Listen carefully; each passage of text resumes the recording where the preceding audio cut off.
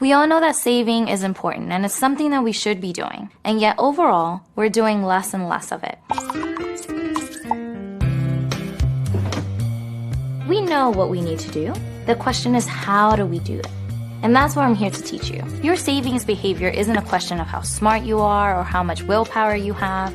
The amount we save depends on the environmental cues around us. Let me give you an example.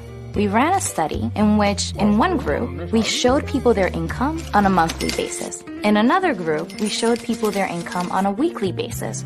And what we found was that people who saw their income on a weekly basis were able to budget better throughout the month. Now, it's important to know that we didn't change how much money people were receiving. We just changed the environment in which they understood their income. And environmental cues like this have an impact.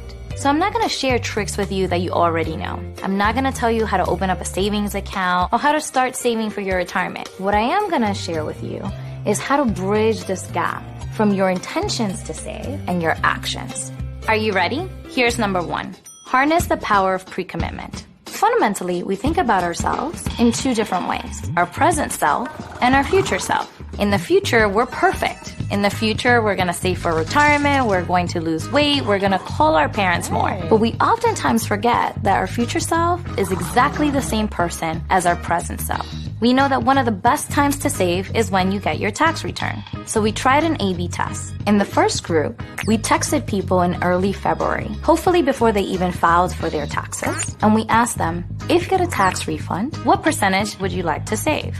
Now, this is a really hard question. They didn't know if they would receive a tax refund or how much, but we asked the question anyway.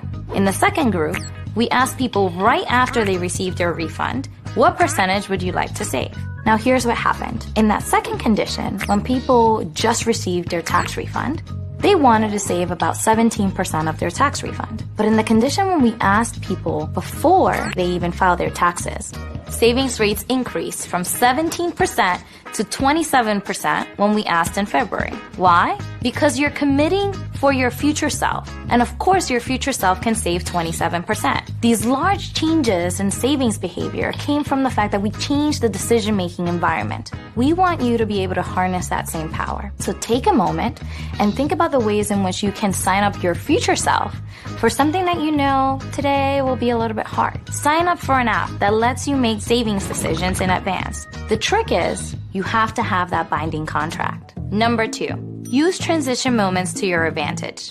We did an experiment with a website that helps older adults share their housing. We ran 2 ads on social media targeted to the same population of 64-year-olds. In one group, we said, hey, you're getting older.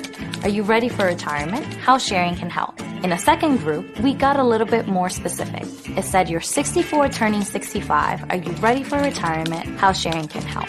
What we're doing in that second group is highlighting that a transition is happening. All of a sudden, we saw click-through rates and ultimately sign-up rates increase when we highlight that. In psychology, we call this the fresh start effect. Whether it's the start of a new year or even a new season, your motivation to act increases. So right now, put a meeting request on your calendar for the day before your next birthday. Identify the one financial thing you most want to do and commit yourself to it. The third and final trick: get a handle on small, frequent purchases. We've run a few different studies and found that the number 1 purchase people say they regret after bank fees is eating out. It's a frequent purchase we make almost every day and is death by 1,000 cuts.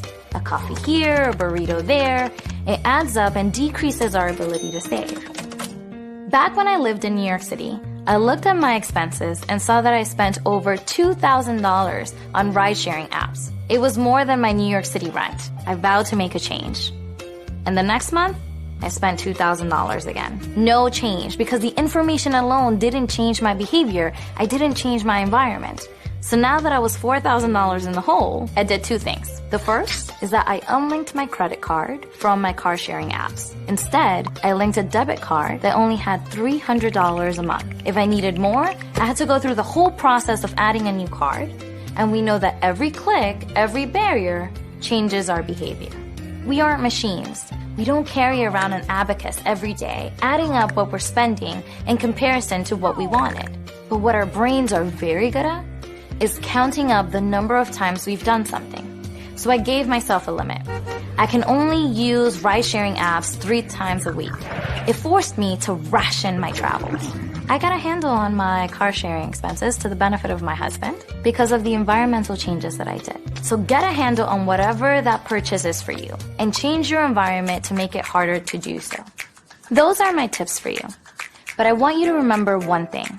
As human beings, we can be irrational when it comes to saving and spending and budgeting. But luckily, we know this about ourselves and we can predict how we'll act under certain environments. Let's do that with saving.